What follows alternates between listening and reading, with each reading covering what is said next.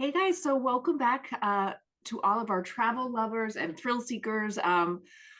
We normally talk about on Suitcase Divas, we talk about hidden gems and fabulous places to go. But what happens if your vacay turns into a slaycay?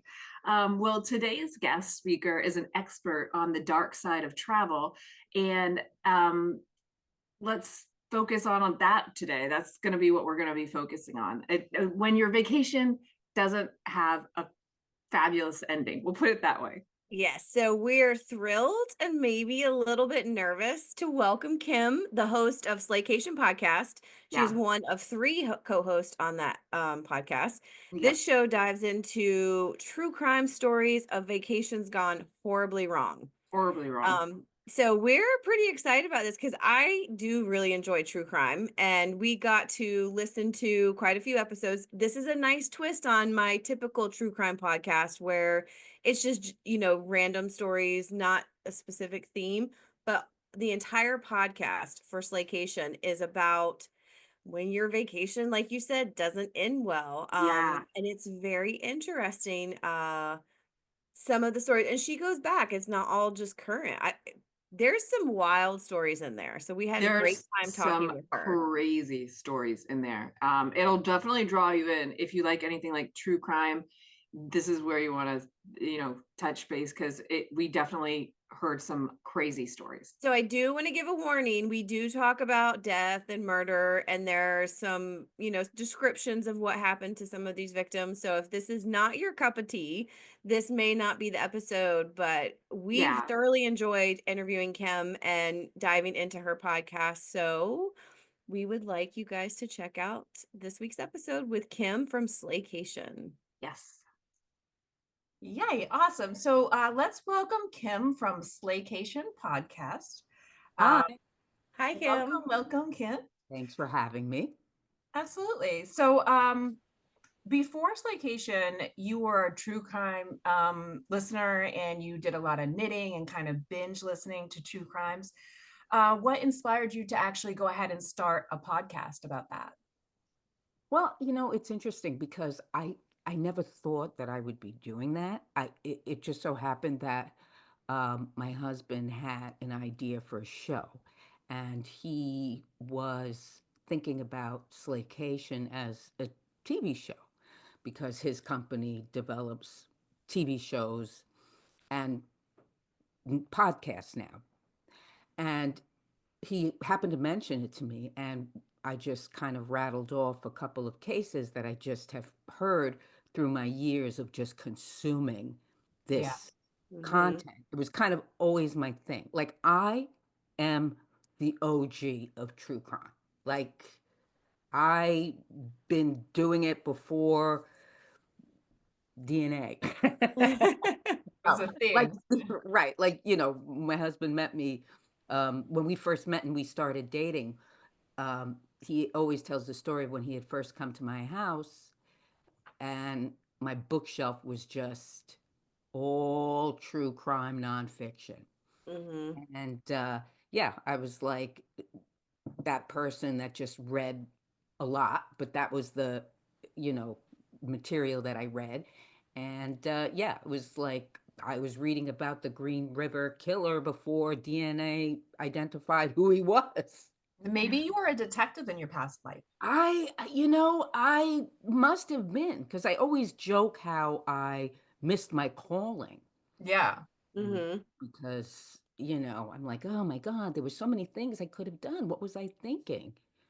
But yeah, so I really, that's where it started. And then when my husband and his business partner, who both of them are my co-hosts, took the leap into podcasting, we decided, you know what, we can do a true crime podcast. And we began, and thus the birth of Slaycation, which Mm-hmm. is a podcast on murders, mysterious deaths, and disappearances while away Mm-hmm. on vacation Mm-hmm. or out of What a town. great name and a great concept. Like you grabbed those two markets and just that's awesome. Yes. Yes. Yeah, my husband, yeah, Adam, he is the brains behind the operation. Yeah. So, and it's surprising to think that there's actually that much that could fit into such a niche, Mm-hmm. but yep, there is. Nice, nice. Awesome. Well, and so like you said, Adam's your husband, he kind of came with it. And then Jerry, so was Jerry and Adam kind of like a package deal working together, and then you guys all came up with the whole podcast? How do you guys Ha- know Jerry? Well, Jerry is actually my husband's business partner and Okay. longtime friend. Like we've been friends forever. Yeah. Adam and Jerry met in college. Okay. Because you And can when tell we, there's a history there. You guys can yes, tell that you guys are besties and Great like, vibe. Yeah. yeah. yeah, no, it's great. Like I love Jerry. I love his husband. I love them. We go way back. You figure me and my husband have been together now almost 31 years. And I've known wow, yeah, I've known Jerry almost You're as like, wait, we're not that old. What happened? Where does the exactly, time girl. go? Please don't even get me started. I'm like, I used to always joke, like I remembered when I started getting older, like my mother would start lying about my age. Yes. I know what that's like. My oldest is 27 and Oh, girl, it's yes, yeah. So yeah. when I say that, well, I don't know what I'm going to do when she gets to 30. I don't know how I'm going to handle that, but Oh my God, no, I I might just know. be like, I have girls in their 20s. That might be Right, my exactly, answer. Go with exactly, the younger one, right? That makes exactly. Yes. sense. That's a great plan show. So before Slaycation, how did your background as a social worker in domestic violence shape the way you approached telling true crime stories? Well, the thing about even my work in that field, having worked with, I've worked with women who were dealing with addictions and homelessness, and women who were dealing with domestic violence situations.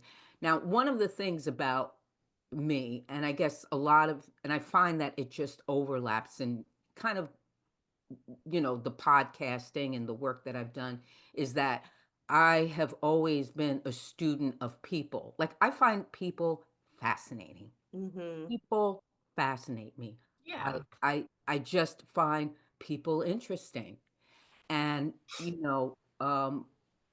and that's how it lends itself, like even my work now as a podcaster is sort of looking at all the players and just trying to while telling the story, kind of come to it with sort of an understanding of some sorts as best as I could, like where and how did we get here? How did we Mhm. get here? How did we get here? You know, like the first case that we did was the Henthorne case. It was Tony Henthorne, her husband. Why am I forgetting his name? But Harold, and they got together, and it was the second marriage for each of them, and they married and had a daughter, and he ended up killing her. Mm-hmm. And while I was looking at that case, I was just really struck by how vulnerable she was, and Mhm. vulnerable by way of just so desperately wanting to keep this marriage together, to keep their family intact, that she, She didn't see the red flags. girl, I mean, those red flags, man, they were like I mean, there were just so many red flags. Right. And, but by the time that she started to realize that she was in danger, it was too late. I mean, Too there were late. just so many things with him, Yeah. like controlling the money, like that, you know, she was the primary wage earner. And not that you can't have, families have different ways of working out their finances, and you know, but I take that. I understand. Look, maybe it's just me, but I understand marriage is a partnership, and Hmm. you make decisions together. This idea to me that someone's in charge is kind of fucking crazy, because Yeah, right. it's just not. It's just We not. get it. Yeah. Yep. But he was in charge of the finances. He dictated how the money was spent. Um, she had a lucrative practice in Louisiana, but and she was, I would presume, happy, settled there, raising her daughter there. Her family was nearby. I mean, all the things that we would want, like our families are nearby, da da da da. Hmm. What does he do? He decides that they need to move. So he uproots his Yeah, they family. isolate. Yep. Yeah, exactly. Moves them It's to yeah. Colorado. Yeah, She doesn't know she was blind. right. No, exactly. And it was just like one of those things too, where it's like, he would, like he had it so that when her phone would ring or she got messages on her phone, they would come to his phone as well. Yeah, That's that's fucking weird. absolutely. That's fucking, Yeah. that's just Yeah, weird. it is. What the hell? Right.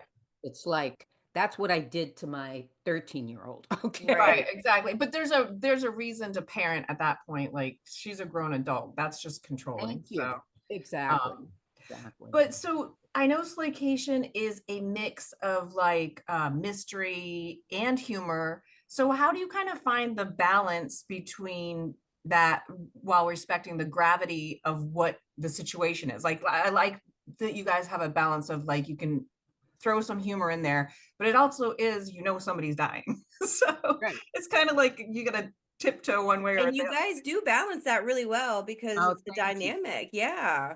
Appreciate that. Yeah, it's it's the thing is that these are hard stories. And I'm always very aware that these are hard stories that have resulted in the worst day and time in people's Hmm. lives, Right. Yeah. and situations that have occurred that have literally ruined people's lives. So that is never lost on me. Right. And we try to keep the humor respectful, but just it really is to just remain, just to bring levity to Right. the situation so that the story can be told. And given that I'm not a journalist, so I'm not coming at it in that respect, the storytelling really is a way to center the victim in the story Right. Right. and to tell their story, and also to in a way try to pay homage in a sense, because I believe that there is something to be learned from every story. We can learn something from it. And I think that that's a sort of a kind way to sort of pay, in what I feel is our way of paying tribute to Yeah. those that have gone before us, that have experienced heinous deaths, Hmm. and to just say, what is our takeaway? What can we do? How does this protect all of us? How can we, learn from this? Right. And the one of the episodes, I guess it was the one. I've listened to so many, but it was the one about the 14-year-old boy in Aruba that went out jet skiing, and they never found his body. No. They don't. You clearly said there's not enough being done. Like there wasn't enough done. They never recovered the body, but it's obvious that that father and son duo, like whatever Oh they yeah. did, they killed him. Like there's no question in my mind. But so I thought it was cool that you actually are trying to advocate for the case to be like follow up, actually do the research, hold them accountable, because if you look at their Right. background, they're trash, they're rubbish. Like Exactly. they clearly did it, and they're never held to accountability, and that's bullshit. So I love that you guys are saying that's bullshit and we're trying to get something done here, because Right. there's still a possibility they could be held accountable if they would actually do the due diligence, you know? Right, right. And just the missed opportunities, like, let's circle back. Let's ask these questions. Right, Let's see if anybody saw something. Let's see if anybody heard something. right. Um, that case was just that case was so upsetting. And and that's the thing. Shoddy police work makes me crazy because I'm Hmm. like, why do I know what to do? Right. Like, like, why were these men not taken, separated, and questioned? Hmm. Right. You And I know? like that you guys, that's one of the things when you were talking about just a minute ago, how you bring the victim to the center of the story. And as you guys are telling, and you're telling the story from that perspective, the questions that pop up are usually things that we would ask ourselves, that when we're hearing it from on the news or from a direct source, or they're not asking those questions. And sometimes when we ask ourselves those questions, like, how did they not see the red flag, or how did they not, those are valid questions that we don't always feel comfortable asking, because it can make us look like, well, we're judging, and we're not. Right, It's more right, of, okay, can we be better aware? Because if this is a smart person, or this is a young, right. like, they're in a situation that they don't necessarily realize they're in. How many of those situations have we been in? So by you guys asking Right. each other these questions, it's also making the listener say, okay, this is valid. I need to make sure. It just brings up a little bit a different form of awareness, I Exactly. I think. mean, and that's the thing, because it's never with the intent of judging or Right. blaming, but it Mm-hmm. sense to kind of deconstruct. And because I'm sure that all of them would say, this is what I would do different if I had the Absolutely. opportunity to come back and have a do-over. Mm-hmm. Right. No doubt in my mind. So I don't feel that you know, I, I don't feel like to your point, like it's not judging. It's just Right. it's learning. Mm-hmm. Hmm. Absolutely. Absolutely. So you have told quite a few stories. Are there some that stand out more fascinating or bizarre than others, like just stick in in your head? What can you tell us? One or two of those? Yes, I will tell you this one. And whenever I get asked this question, this story still remains the most what the fuck went on here. Like what? So this is the story of I don't know if you guys heard this, but this was the story of Joel and let's see, Joel Jr., Joel Guy Jr. He was the son of Lisa and Joel Sr., Joel Guy Sr. And he came home to spend Thanksgiving with his family, his parents, and his sisters came over. His sisters were um, from his father's first marriage, but Mm-hmm. so what ended up happening was he ended up killing his parents. Mm.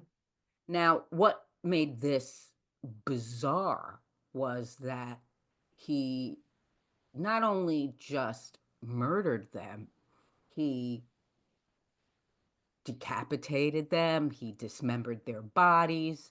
His Oh, mom's head was boiling in a pot downstairs, like really fucking crazy. Okay. I missed this episode. I haven't gotten to it Girl, yet, maybe. you gotta listen to it. It Hot was damn. just Wow. the thing that blew me away about this case is usually when I am researching these cases and sort of just consuming everything that I can. Mm-hmm. It's always something that comes up that you're like, yeah, that's weird. Yeah, that can speak to, you know, how one's psyche can become so warped, whether it's a history of abuse or, not to say that abuse equals, being a killer, Right. but you can always kind of look back, Yeah. say neglect, there was neglect. Like the Oh, Menendez brothers or whatever. They right. were abused their whole childhood. So you're Ex- kind of like, well, you know what? exactly. They snapped. You can only take so much and Right. they snapped. Right. Right. It's sort of like that question that has become kind of like the universal battle cry. Make it make sense. So we're always in Mhm. the quest of trying to do that. And this was the case. This was the only case that I was not able to do that, because you have this guy who is just adored, like adored by his family. Every account describes his childhood being filled with love and care, and his parents, especially his mom, doted on him. I mean, he wanted for nothing. Mm-hmm. Hmm. He went off to school. His parents paid his college tuition. They paid for his apartment. They paid for his car. They paid for the insurance on the car. So you know, he didn't have anything that would make you go, Right. Like it wasn't like he was physically abused his whole life or mentally no, abused. no, no. Hmm. But yet he has his mom's head in a pot downstairs. Like, what the fuck was that? Like, Now, Yeah. did the sisters walk in to find the parents killed? I guess we'll have to go back to that episode. Now I want to Yeah. go listen to I that. know. I don't was this an earlier episode, or because I'm going from the bottom to the top, so I haven't right, heard all of them. it was, I guess you could say it was like probably like, since it was Thanksgiving, it was like in that. So it was like a November. Okay, around that time. Right. Okay. I'm Mm, writing it down. Yes. And, but that was the thing. It was, a very loving family. One of the things that I talk about in this family that was really sort of like, when he was facing the court and his Mhm. sisters would come up to speak, it was just heart-wrenching, because they were bereft and they had no idea, like. And one of the things that they talked about, one of them in particular, was he was loved, like he Mhm. mhm. loved. And they spoke about like, one of them was talking about her stepmother, because this was her only biological child. And to think that her biological That's child was Right. wild. the one that took her out. Like, one of the sisters spoke to that, like how she just ached to think of her stepmother in that moment, in the realization that her only biological child was doing this to her. Yeah, Right. that's Yeah. wild. Oh. Yeah. Well, And are there any unsolved cases that really make you be like, what the fuck happened there? Like, well, for the first one, that one out in Aruba, that for me was like crazy. But for you, like, is there any other cases or that you're like, I Unsolved that keep you up at night, kind of like. yeah, there's a couple. That case, the Max case, McGreevy case, yes, um, that's haunting. And that is haunting for the reason that he literally was there and then he wasn't.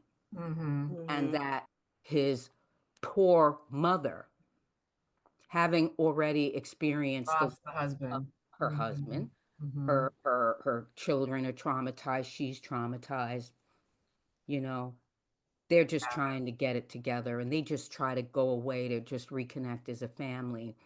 And she had told her son that she didn't want him to go No, yeah, with, he couldn't go jet skiing with the right, guy. because he'd already Mhm. done it, and she was like, no. And he wore her down. And let's face it, we know when kids want something. Yes.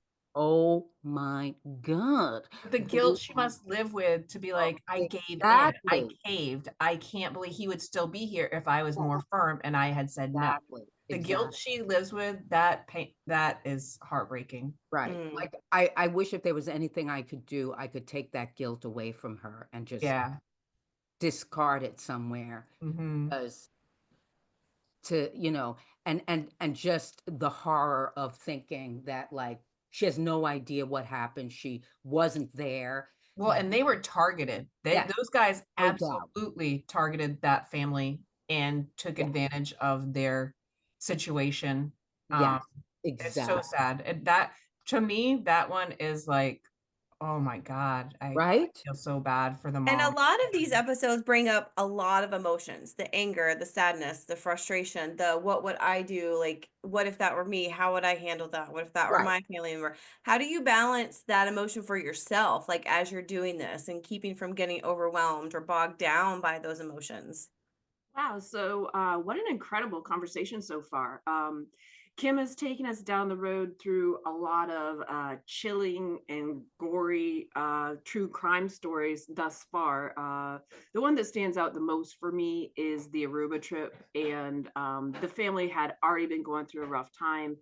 And then she chose to make a didn't trust her gut kind of moment. So I that one was really, really hard for me and very emotional. And so I wonder when Kim is going through these stories and all of that, the weight of what is happening to these victims kind of has to weigh on you. I just wonder if it ever takes its toll emotionally. You know what I'm saying?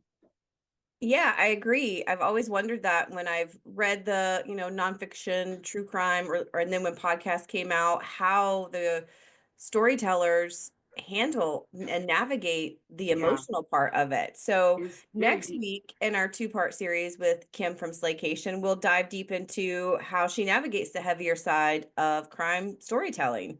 And Yes. you won't want to miss it. So be sure to hit the follow button and make sure you are also checking out Slaycation. If you want to hear any of the episodes that we discussed today from Slaycation, the first one we talked about, or one of the ones we talked about, was episode 1 for Slaycation, was Rocky Mountain Murder or Accident with a question mark. So check Yeah, that one that out. was dark. Yep. The one Denise was talking about, the Aruba one, is episode 45, Last Call at the Aruban Sandbar. And then I thought this one was the most interesting, and I'm actually listening to it now. Episode 48, Home for the Holoslays. And That that was, is bananas. yes. So make sure you're also checking out the episodes from Slaycation. Follow them, follow us, and then come back next week and Yes, check out the stay conclusion. tuned. Yes, with Kim from Slaycation. Mhm.